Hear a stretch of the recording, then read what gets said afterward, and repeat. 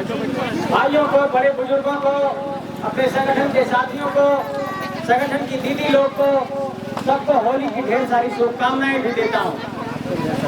और आज चुम्बा की धरती पर आप लोगों ने गाल पर गुलाल लगाकर जो प्रेम का संदेश दिया है इस होली मिलन के समारोह में, इस प्यार और सद्भाव को याद रखते हुए आप लोगों से एक बात ये कहना चाहता हूँ, जिस तरीके से हम होली का मिलन कर रहे हैं, जिस तरीके से हम होली में एक दूसरे से मिल रहे हैं, उसी तरीके से आने वाले 1 महीने के बाद झारखंडियों का मिलन भी जरूरी है कि झारखंडियों का मिलन हो और एकजुटता का परिचय हम लोग 1 महीने के बाद दें।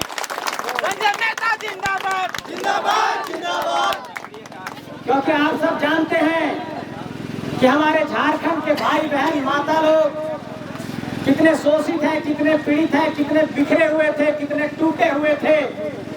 लेकिन आपको इस बात का दाद देना होगा कि झारखंड के धनबाद के कोटाची के मानटान की माटी से कोई एक ऐसा नायक निकला जिसने झारखंडियों को मिला दिया। और आज देखिए कोई बरही का बेटा आकर के चुम्बा में आप लोगों के बीच होली खेल रहा है। ये टाइगर जयराम महतो का ही कमाल है। तो जिस तरीके से झारखंड में झारखंडियों का मिलन पिछले 3 सालों से हुआ है अपने हक अधिकार के लिए, इस मिलन को बरकरार रखना है और इसी मिलन की बुनियाद पर हम कोई लड़ाई लड़ पाएंगे, इसी एकजुटता की बुनियाद पर हम कोई लड़ाई लड़ पाएंगे। आज हमारे यहाँ पर कई लोगों ने, हमारे भाइयों ने कहा, माताओं ने कहा कि यहाँ पर रूंगटा कंपनी के द्वारा बहुत ज्यादा प्रदूषण फैलाया जा रहा है। लेकिन अभी कुछ दिनों पहले मैं एक डेटा देख रहा था, अब तो इनके लागे थे तो चाची सब की इतना कंपनी सब का है प्रदूषण फैलवा थी, इतना हम इनके जब यहाँ पर बहुत ही की सरकार की कल्याण करवाए आम आदमी के, तब फिर हमिनिये के किचन में करिया धुआं और प्रदूषण के धुआं ये सबके पहुँचे लिए कागज देखलिए। रूंगटा कंपनी जो है इसे दुनिया के जो सबसे बड़ा राजनीतिक दल है, कितना चंदा देते हैं, सब कच्चा चिट्ठा हम पढ़ो लगल। तो जे कंपनी रहता है चंदा और जे कंपनी से चंदा रहता है कोई पार्टी और ओकर नेता बनेगा तो वो हमनी के ख्याल करता नहीं करता। यही बात हुआ है। ये रूंगटा वाले लोग बीजेपी के नेताओं को अपने चंदे पर पालते हैं, इसलिए इस बात को भी समझना होगा कि ऐसे लोगों को कैसे दरकिनार करना है। और इस बात को डंके की चोट पर आज कह रहा हूँ, चाहे सड़क की बात हो इस इलाके की, चाहे यहाँ पर प्रदूषण की बात हो, क्या अगर जब बड़े बड़े कंपनी झूठ गए जहाँ पर 20,000 मुआवजा देना चाहता था, वहाँ 25 लाख रुपया मुआवजा दिया है। तो आने वाले ताकत में अगर हमारी राजनीतिक ताकत बढ़ेगी तो ये कंपनी का, इस कंपनी को भी झुकना पड़ेगा और इस प्रदूषण को कम करना पड़ेगा। आप लोग जानते ही हैं ये जेबी केसेस जो हम लोगों का जेम हो गया है, झारखंड लोकतांत्रिक क्रांतिकारी मोर्चा हो गया है। इसमें जो योद्धा हैं वो असली योद्धा हैं और सब लड़ने वाले लोग हैं। चूंकि अभी आचार संहिता है इसलिए कंपनी को माफ कर रहे हैं और इस जंग के मैदान में चाहे हार होगी चाहे जीत होगी, इस कंपनी से लड़ करके हम लोग जीतेंगे, ये भरोसा आपको दिलाना।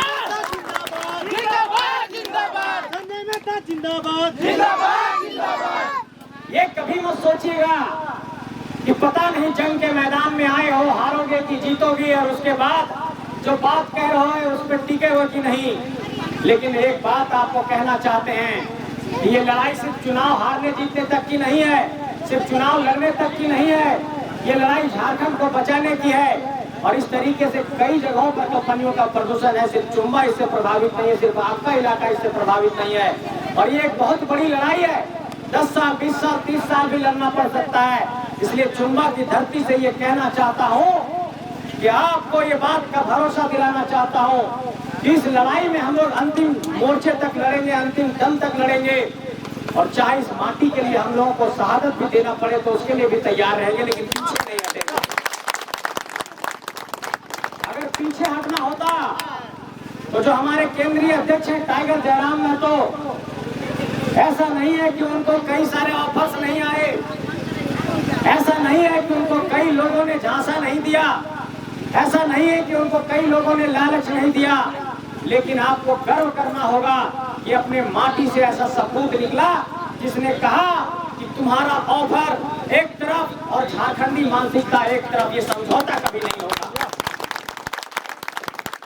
इसलिए इस बात को मान करके चलिए कि पिछले 3 सालों में हम लोगों पर कितने FIR किए गए, टाइगर जयराम महतो पर कितने FIR किए गए, हमारे ऊपर पर कितने FIR किए गए, लेकिन हम लोगों ने कहा ये FIR से हम लोग झुकने वाले नहीं हैं, ये लड़ाई बहुत आगे तक जाएगी।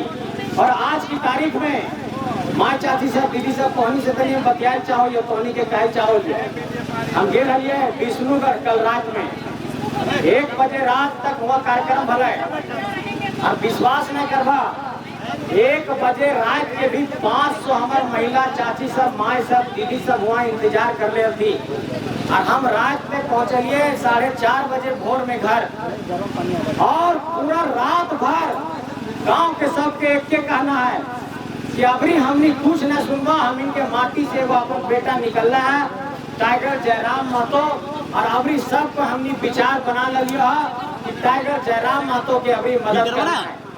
लेकिन उस एक बात पूछल थी कि बाबू अगर तोहनियों के जिता दबो तो बदल नहीं देवा सबके जैसे, तो हम कहलिए एक बात कि अरे अपना घर से कोई बेटा निकलता है तो अपने माँ का अपने चाची का दर्द समझता है, और जो दर्द नहीं समझेगा वो अपना बेटा हो ही नहीं सकता, इसलिए बेटा कभी नहीं बदलेगा। हमरो माँ हमारे पर बड़ी गुस्सा है, तो हम ये तेरी खेती बाड़ी करो है, दिन भर अपन गाय गोरू करता, अपन माचा से पोहा दुआ ला के दतो जानवर गोरू डांगर के। हमरा कहता बाबू तू होली में भी एने घूमने चलो, भाषण देने चलो, नेता बने चलो, घर में रहे चाहिए होली। हम कहलिए घर में अगर होली में रहबा तो जो झारखंड में इतना दिक्कत है, जो हमारे माई बहन सब चाची सब दिक्कत में थी, ये दिक्कत फिर दूर नहीं होता है।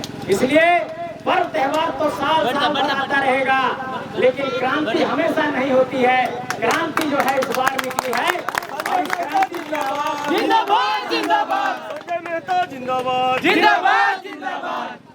और एक बात और समझना होगा आपको कि अपना दर्द अपने ही लोग समझते हैं, अपना लोग ही अपना माटी का दर्द समझेगा। जैसे जब हम कल गए वहां पर आपके विष्णुगढ़ के धरती में, तो टेकलाल बाबू की धरती पर गए थे, टेकलाल बाबू को माल्यार्पण किए, प्रणाम किए, उनके गांव में गए, तो वहां पर कई लोगों ने कहा कि बाबू आप तो टेकलाल बाबू को प्रणाम करने आए हैं, लेकिन टेकलाल बाबू का विरासत कैसे बचेगा?